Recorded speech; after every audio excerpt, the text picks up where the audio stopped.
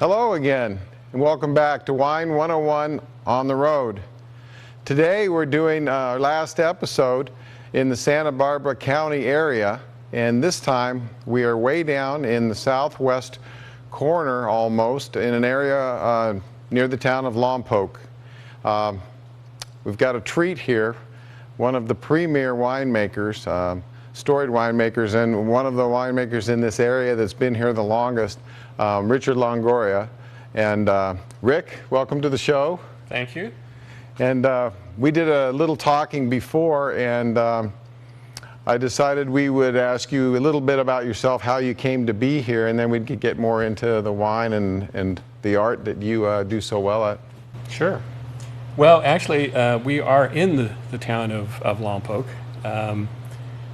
This facility is about 2 months old. We just finished completion of the construction of it, moved in the first week of August, and proceeded to crush grapes.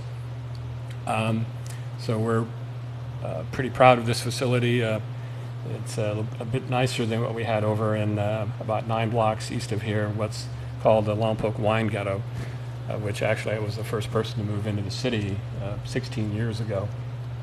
So we've graduated to our own facility, and it's been nice. But as far as my background, it actually does start with moving to the city of Lompoc when I was 15 years old.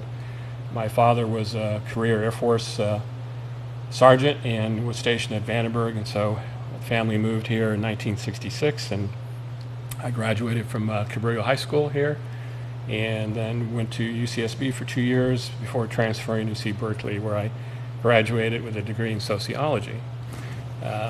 All great background for making wine, and got started in the wine industry in Sonoma at the historic Buena Vista Winery, which was still is considered the oldest winery in California, having been established in 1857. So I learned the fundamentals of winemaking in Sonoma, and then discovered that there was an exciting vineyard and wine development here in Santa Barbara County.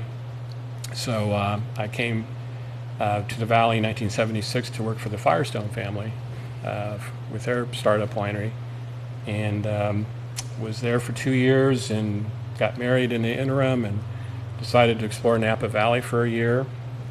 So in 1978, I helped make the wines at Chapelet Vineyards up in Calistoga. Good stuff. And although that was a great experience, it taught me that I really loved living and working in San Ynez Valley. So very next year, I came down to become a winemaker for the first time for a small family winery called J. Carey Cellars, over just north of Solvang. And been here ever since. So we started Longoria in 1982 to make Pinot Noir and Chardonnay, and in the following 30 years or so, we've expanded to include a lot of different varietals, all of which do very well here in Santa Barbara County. So, that's a good point to bring up. You talk about working in Napa, and everybody talks about Napa. That's the name that comes up first when you say California wine. But down here, they have some unique weather, geography, a combination of things that really lend themselves to a variety of varietals. So tell me about the different things that do well down here. Well, I think Santa Barbara County is unique in the wine regions in California, and part of it is due to that transverse mountain range that we have, where we have this open valley to the ocean, maritime influence. And so as you go from west inland, the temperature, of course, climbs, during the summer growing season. And so we have that ability to be able to grow cool climate grapes like Chardonnay, Pinot Noir, here in our Santa Rita Hills appellation. And as you move further inland, then grapes like Sauvignon Blanc and Syrah do very well. And in the farthest east area, where the Bordeaux varietals do very well, and some Rhone varietals. So we have this great diversity of microclimates, which allow us to make a lot of different varietals very well. We're an example of that. I make Pinot Grigio another white wine, crisp white wine called Albarino, which is a fairly rare Spanish grape, just starting to be planted here in California, and we do very well with that. And of course, the traditional Chardonnay we do. And then Syrah Tempranillo, which is a Spanish grape that does, I think, very well here in Santa Barbara County. And of course, all the Bordeaux varietals. And did I mention Pinot Noir? Very good Pinot Noir. Yeah, we are known to make some nice Pinot Noir. And our estate vineyard, our only estate vineyard, Fe Ciega Vineyard, is planted primarily to Pinot Noir with a little bit of Chardonnay. And how did that come about? So that's your only estate, so you have contracts with the other vineyards. Right. So how did it come about? Because that's a big deal, getting your own vineyard. It was. You know, we don't own any agricultural property, so I'm basically a cellar worker that rose up through the ranks to become a winemaker and a winery owner. So it was a very exciting opportunity to be able to have be able to plant my own vineyard. So we did that in 1998, right here in the Santa Rita Hills, and you know, it's small, it's 10 acres, and it's just a really ideal spot for producing some really intense Pinot Noir. It's fairly tannic and dark for a Pinot Noir. Usually takes a while to develop in the bottle, but we've been very fortunate to earn a lot of acclaim for the Pinot from our Fe Ciega vineyard. So you knew you really liked Pinot at that point? I mean, you knew that's what you would like to do, what you would like to make, or that was maybe your favorite of all of them? Well, my interest in Pinot Noir actually develops, you know, alongside the interest of Pinot in the area. In other words, when I first came here in 1976, we had no precedence in terms of what grapes would do well in the county. And so the grapes that were planted were basically grapes that were needed by larger wineries in Northern California. So that was Riesling, Chardonnay, and Cabernet Sauvignon were the three big varietals planted initially. But as time went on, we realized that from a climate standpoint, not all those grapes would do that well where they were originally planted. So there was a lot of grafting over to varietals such as Pinot Noir. And so in 1982, when I decided to start Longoria, I did so because the winery I was working for did not have an interest in making Pinot Noir. And as a winemaker, I felt I was missing out on what was probably going to be the most exciting red varietal. So I had to start my own winery in order to make Pinot Noir. So that's the inspiration behind that. And of course, subsequently, you know, it's been proven that there's so many great appellations in Santa Barbara County that do very well with Pinot Noir. Santa Maria Valley, the Santa Rita Hills, and even Los Alamos, which is not an AVA, but some nice Pinot Noir grown there. So this Fe Ciega, 10 acres, what was it when you found it? Was it a vineyard prior to that, or? No, actually I discovered the site in going to a vineyard down below the Fe Ciega site called Sweeney Canyon Vineyard, and the family there had planted Chardonnay, and I had been sourcing Chardonnay there since their first crop in the early 80s. And every time I would drive into that vineyard site, I would look up to this mesa up above, and I just thought, that is a gorgeous site. That is just screaming to be planted to Pinot Noir. I didn't know who owned it, and took 10 years after discovering that site to finally meet the owner. Wow. And in fact, I found out he owned the property, and within a couple seconds I asked him if he was interested in planting Pinot Noir there. And he was a little bit taken aback, but you know, that following year we kind of discussed how the arrangement would work, and so the vineyard was planted. So that's how I discovered that site. So, and then from there you planted, have you changed or redone it, or it's all the same, the aspect or orientation or anything? Everything is the same except for there was this steep hillside part that we had prepared for planting, but I sort of chickened out, and it was too steep for safety, so we didn't plant that. And then beginning again in the late 90s, a lot of vineyards started to be developed around ours that were planted on even steeper slopes. And so by 2008, I lost my fear of this site and planted 1.25 acres to a Mount Eden clone, our fourth clone that we have in the vineyard.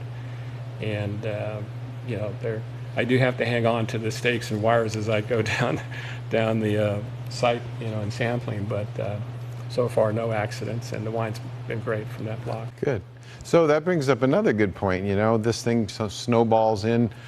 We're talking about different aspects of a site, and he's mentioned he has different clones on that area. What clones do you have, and why do you have them? What do they bring? Do they grow better in one particular area, or is it because it adds a complexity, a spice, an element that you want? Yeah, not having any history of vines, we really didn't know what would do well in this particular site. So I picked at the time Dijon clones were being introduced into California, and there was a lot of excitement about them. Mm-hmm. So I picked Dijon 115 and 667. And then the workhorse of the industry, especially in Oregon and in California, is the Pommard clone. Mm-hmm. So that was sort of my conservative bet. That we know Pommard makes good wine. So a third of the vineyard was planted to Pommard, a third to 115, a third to 667. And in working with the grapes and making the wine, they complement one another. Unbeknownst to me, I didn't plan it, but it worked out. The Pommard clone has slightly larger clusters, larger berries, and makes a wine that's more lighter in color and lighter in density and intensity, but very beautiful aromatics. And the Dijon clones tend to make a little more masculine wine, more intense, and less aromatic. So the blend of the three really creates a very well-balanced Pinot Noir. And in the fourth clone, which I planted in 2008, is the Mount Eden clone. And actually I took the cuttings from the Sanford and Benedict vineyard, which is sort of the grandfather of vineyards here in Santa Rita Hills. And the cuttings supposedly came from the Martin Ray vineyard up in Saratoga in the 40s. We're still producing some fantastic Chardonnay up there. Absolutely. Yeah. Well, that's great. So on that property, it's all 100% Pinot, or is there also Chardonnay? I have a tiny little sliver of property that we squeezed in 3/4 of an acre of Chardonnay. Okay. And it's right alongside the older Sweeney Canyon Chardonnay, which I'd worked with for a long time and made some great Chardonnays from. So I'm very happy with that. Okay, so I'm going to stick on the Faciaga vineyard for a few more minutes. So we've got the clonal aspect of this. Now you're going to pick. So you've got to determine when this year. Who knew? But everybody's scrambling around here because of the unusual weather. But if you can, walk me through a little bit of that process. When you pick what you're going to do, and as far as what are your basic guidelines for, say, a cold soak, or does that get determined by the fruit, and then maybe your aging regimen or whatever, to get the wine in the bottle? Just simple steps or a simple outline. Sure. Well, traditionally the Pinot Noir in Santa Rita Hills gets started in early September. This year it was about 3 weeks earlier than normal. Wow. So as we approach the sort of traditional date of picking, I start sampling the vines, sampling the grapes, and monitor the increase in sugar and in color and the loss of acidity, trying to find a proper balance point between the sugar and the acid. And so then we determine, the day of at least when we start. It generally takes about a week for all the blocks to come in. The clones don't always ripen at the same time. That's a good point, yeah. Yeah, so the Pommard tends to be ripened the fastest, so we pick that, and then 3 or 4 days later, perhaps the 115 and so on. This year, because of the weather, and I think due to the drought that we're experiencing, the clones came in a much more condensed period of time. So they were much closer to one another in terms of maturity. So we bring the fruit in. I like to think that I'm a very hands-off type of winemaker. I don't manipulate the grapes. We do a cold soak for about 3 days. That enhances the color pickup and tannins without extensive time after the fermentation, which is kind of the old-fashioned way of trying to extract more was post-fermentation. But we began to realize that you pick up seed tannins and some harshness, so we prefer to get the colder, cold soak tannins. It makes a better balanced wine. What temperature is usually doing your cold soak? You know, about 58 degrees. We have a cold room, and so I think 58 is good. Any colder than that, then you slow down the beginning of fermentation. So anyway, so after 3 days, we inoculate with a commercial yeast. We use these fermenters here, open top tanks. Each one holds 1.5 tons of fruit. And then we do our punch downs for the duration of the fermentation, which takes about 10 to 14 days. And then we press off and settle in a tank, and from there it goes to barrels for aging. So it's I don't use any whole clusters. There's no stems involved, just the fruit itself. As far as French oak barrels, we use about 30% new French oak. I don't like to dominate the character of the wine with a lot of oak. I like the expression of the site and the varietal to be at the forefront. Now, is each of these clones, the batches, are they being done separately? They You are. blend later? Yeah. Okay. Yeah, they're done. They come in at different times. We'll have 2 or 3 fermenters of a particular clone, and they're aged separately, and then I do my blending trials to see how much of each component that I'd like to have in the final blend. We have 2 wines that come from our vineyard. The single vineyard bottling called Faciega Vineyard, and then we have kind of an early drinking version of it called Lovely Rita. And Lovely Rita, we tend to use more of the Pommard clone because of that sort of very pretty aromatics and lighter body, which lends itself for an early drinking type of Pinot Noir. Fantastic. So that's Faciega. Faciega. Yeah, the Lovely Rita doesn't have the vineyard name, which in the future may allow me to blend in some other vineyards for that bottling. Okay. But to date, it's been 100% Faciega fruit. And then bottle, resting in the bottle, how long do you age them before you release them usually, after they're in the barrels? Lovely Rita gets released in February after a November-December bottling, so just a couple of months. Okay. Whereas the Faciega is released almost a year later. We have an October release for the regular bottling of Faciega. Excellent. So that's the estate, that's yours, but you also have some really delicious and well-known wines as well, Pinots, from other vineyards. You want to tell us about those? Yeah, well, certainly I've been working with purchased Pinot Noir grapes since the beginning of our business in '82. And started in the Santa Maria Valley, and my favorite vineyard there is Bien Nacido Vineyard, where we've been sourcing Pinot since 1993. That makes a great wine. But because of my location here in the valley, San Ynez Valley and Lompoc, I concentrate more on the Pinots from Santa Rita Hills. So I source from Sanford and Benedict, Mount Carmel, Rancho Santa Rosa, La Encantada. Did a couple of new vineyards this year, one called Cloud 9, and then Arita Hills this year, just to kind of experiment. Always looking for that next great Pinot Noir vineyard. And there's plenty of choices here, especially in Santa Rita Hills. It's wonderful. We drive in, and the funny thing, we drove over from Arizona, which is getting phenomenal record-setting, like century record-breaking rains. And so it's green, and we're coming over, and we were kind of devastated. It's the driest I've ever seen California. But we come down into here in Santa Maria and south towards the Santa Barbara foothills and so forth. In this area, we start to see life again. We see some agriculture. Everything, it looks okay. So were you hit as bad, or do you have a pretty good source of water here? You know, our well for our vineyard is doing fine. We've checked the water table, the level, and it's fine. I think, generally speaking, Santa Barbara County has fared pretty well in the drought situation. so far we're okay, but we definitely could use some rain this coming winter season. Yeah, it would be good. Now, do you get your boots dirty? I know you do in here, but do you go out into your own vineyards or into the ones you have contracts with and actually kind of work with them and saying, this is how I want them grown, this is how I want them canopied? I do. In fact, I was just there this morning at a vineyard sampling. I do all my own sampling. Therefore, I'm either consistently inconsistent or consistent, but nonetheless, it's my own sampling.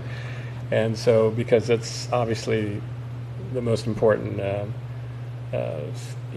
determination of when to pick, and so I want to make that choice myself and trust my own samples. And I work with the growers that I source from in farming, farming to my specifications, and I've been working with growers for many years now, and we've developed a trust in one another, and Sure. so that. Yeah, I've been very happy with the growers I've been working with.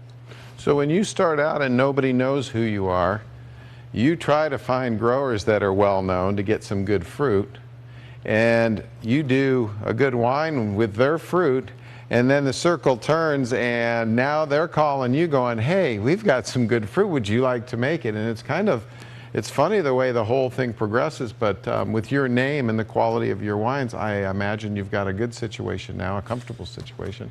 Yeah, I do have growers asking, if I'd be interested in working with their fruit, and that's a nice position to be in, Yeah. And there are some vineyards that are hard to get into now due to the demand for the fruit, and I'm able to sort of secure a little bit. The beauty of our operation is that we're small. We only make 3,000 cases of wine per year, which is tiny by California standards. And so we work with about 50 to 60 tons of grapes per year. Most of the lots that I work with are in the 1 to 2 ton range. So a lot of the highly regarded vineyards are always willing to sell me a ton, because that's not a lot. In fact, just this morning, the grower was telling me, well, if you want this fruit next year, we can sell you some more because you only want a ton. If you wanted 10 tons, that'd be more difficult to supply you. So If you have a bumper crop, do you drop fruit, or are you a believer in no, let's let it do it? Well,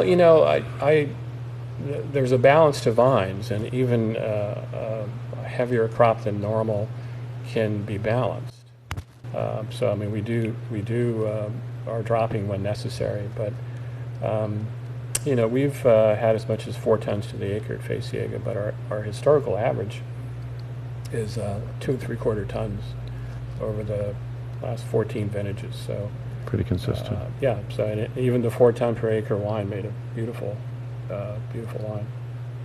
Well, we've got to get finished with this so you can get back to working so that we can try some of these wines. But I got to tell you, you're one of my favorite Pinots, and there's a reason. The wine is fantastic, but the style of the wine, we were talking about this area for some reason, it makes great wines that go with food. And in these shows, we've tried to make a habit of surprising or embarrassing the interviewee by asking them what is one of their favorite pairings. Food and wine. Say a bottle of your Faciega, and what dish is something that's kind of like, oh my goodness, that's a hit. Oh boy. Well, I make so many different wines, but obviously Faciega is our pride and joy, because we've established the vineyard and grow the grapes, and it truly is, I think, our best wine. I've enjoyed it with a variety of different meals with different chefs, and I have to say that I think with duck, it's probably been one of the most exciting pairings is with duck, which is probably not all that common, but but if you go to a restaurant that might be serving some duck, do think of, if not our Pinot Noir, certainly a Pinot Noir, I think would go great. That sounds fantastic. Thank you. I hate doing that because everybody knows as soon as we walk out of here, you'll go, oh, I should have said duck. It's good to put you on the spot a little bit. Well, it goes with a lot of food, but a particularly memorable pairing was with duck.